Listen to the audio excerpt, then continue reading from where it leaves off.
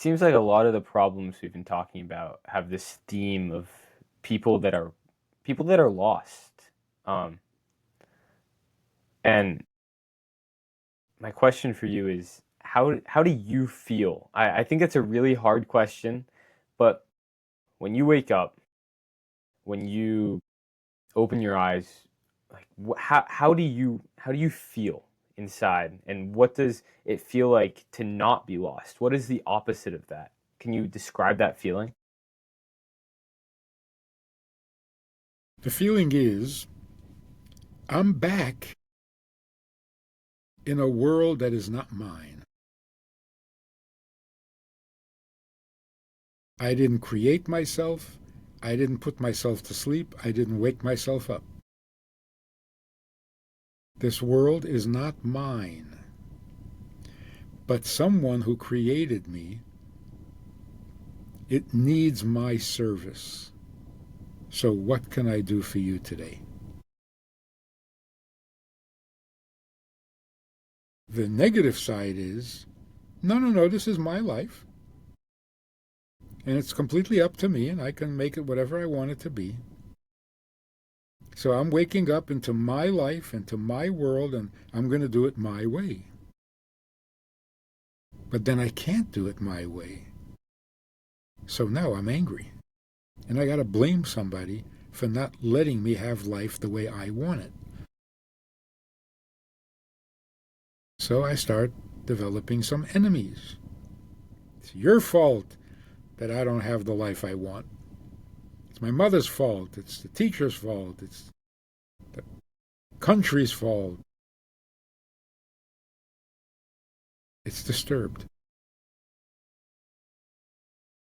The reason life doesn't go the way you want is because it's not your life, it's not your world.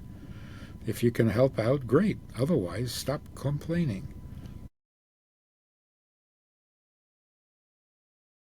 The positive side to it is, if we realize we are here to serve God, I'm not here because I need to be here. I don't need to be here. I don't actually need anything when you get right down to it.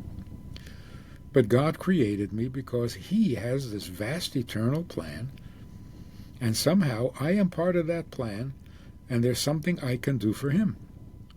Otherwise, I don't have to be here at all.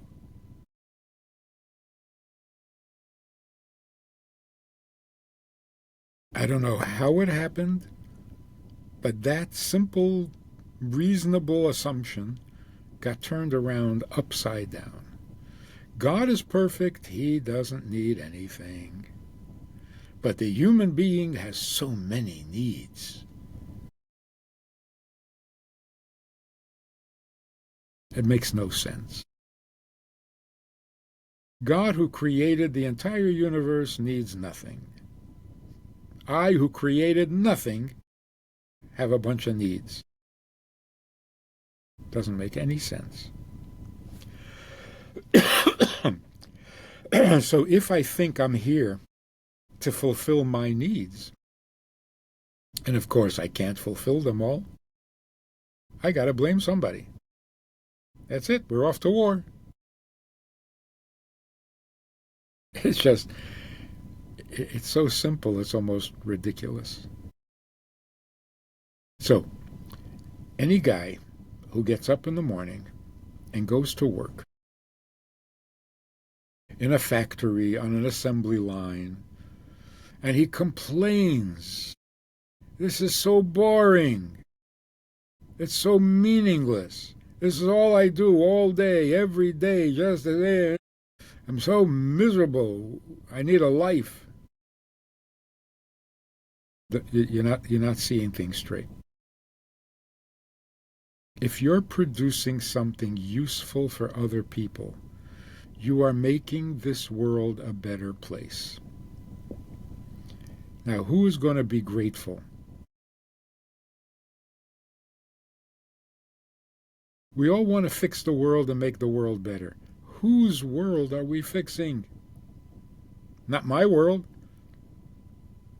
So if you're doing something to make God's creation better, That's not a meaningless, boring job. You're fulfilling the purpose for which you exist, and that is to partner with God in creation and make His world a better place. So if you're producing toothbrushes, you are serving God most of the day and most of the days of your life. What are you complaining about?